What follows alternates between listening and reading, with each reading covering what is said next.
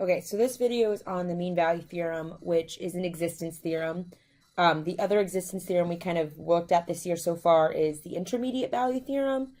We're going to go back over that towards the end of this video, but here's what the mean value theorem says. If a function is continuous on a closed interval from a to b and differentiable on an open interval a to b, then there's a value where f prime of c that is equal to the average rate of change on this interval. So basically it's saying that if you know the slope of a secant line and the function is continuous and differentiable, then you should be able to find a place within that interval that has the exact same slope. You may not be able to know where it is, but you know that it exists. So I'm just going to kind of sketch what this looks like. So if you have this graph here and it looks like this, and I can say like this is A, and this is where f of A is, and this is where f of B is, and this is the point B. So basically it's saying if you took a secant line of A to B, whatever that slope is, that there has to be at least one other point within that interval where the tangent line has the same slope. So the way that we write this is like a formula or in a way to solve it. We're saying that f prime of C has to equal f of B minus f of A over B minus A, so the slope of the secant line somewhere in the interval. So basically, slope of the tangent line equals the slope of the secant line.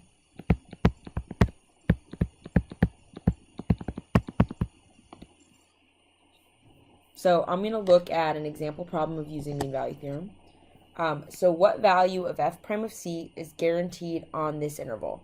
So if I look, I'm looking at the equation y equals x squared minus 3x from -1 to 3. So the first thing I'm going to do is figure out what f prime of C, so the slope of the tangent line, has to equal the slope of the secant line as long as the function is continuous and differentiable. Here's what I know. X squared minus 3x is a polynomial. Polynomials are always continuous and they're always differentiable. If it is other types of functions, we may actually have to test for its differentiability. So the first thing I'm going to do is figure out what f of 3 is and f of -1 over 3 minus -1. So f of 3 on the graph, if I look at f of 3 is 0. F of -1 is 4. So this slope is -1. So somewhere on this interval, there is a tangent line that also has the slope of -1. And I'm not sure where it's going to be, but I know that that slope exists somewhere on that interval. And in my opinion, it's probably somewhere down here. It's similar to that.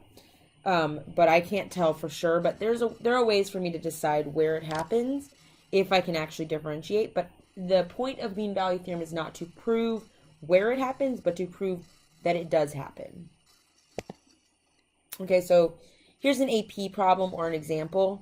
If f of x equals sine of x over 2, then there exists a number c on the interval from pi over 2 to 3 pi over 2 that satisfies the conclusion of the mean value theorem. Which of the following could be c? So the first thing I need to know is what is the slope of the tangent line? Or the slope of the secant line, which is equal to the slope of a tangent line somewhere. So let's do the slope of the secant line. So I'm going to find f of 3 pi over 2, because that's this endpoint of my interval. So I have sine of 3 pi over 4. Sine of 3 pi over 4, if you guys remember from the unit circle, is square root of 2 over 2. And then I'm going to look at f of pi over 2, which is sine of pi over 4, which is also square root of 2 over 2. So the slope of your secant line is going to be square root of 2 over 2 minus square root of 2 over 2 over 3 pi over 2 minus pi over 2, which ends up being 0. So here's what I know. F prime of C has to equal 0 somewhere on that interval. So now I'm going to try and find out where that happens. So the first thing I'm going to do is take the derivative. Do not forget to do the chain rule here. So the derivative of sine is cosine. We already took a derivative, so we have to leave the inside alone. times the derivative of the inside, which is 1/2. And I'm setting that equal to the value that I was supposed to get. So I have 0 equals 1/2 cosine of x over 2. So the question is, where is cosine? Forget the x over 2. You can kind of cover this up for now. I'll put a little box here for now.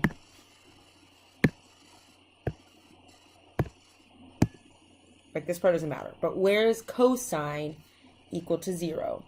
Well, cosine is 0 when you're at pi over 2. So I know that x over 2 has to equal pi over 2. So I know that when I plug pi over 2 in here into the cosine function, that's going to be equal. So I'm going to now solve for x. X is going to equal pi. So this would happen at pi. All right, so the other existence theorems are IVT and EVT. So IVT is the intermediate value theorem.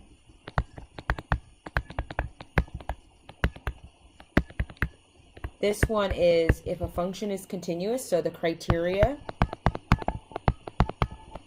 f must be continuous on a closed interval.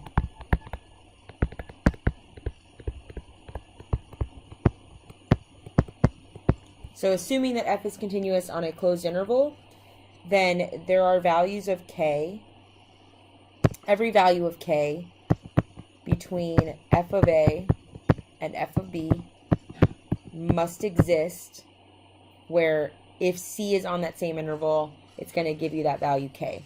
Basically, it says every single y value must get hit on the interval from f of a to f of b. Okay, and then we have EVT. This is the extreme value theorem.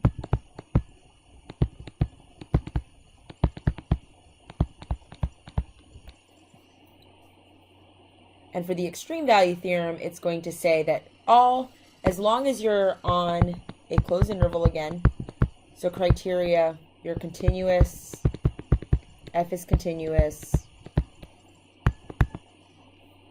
on a closed interval, then there has to be an absolute max and there has to be an absolute min. There must be a highest point and a lowest point.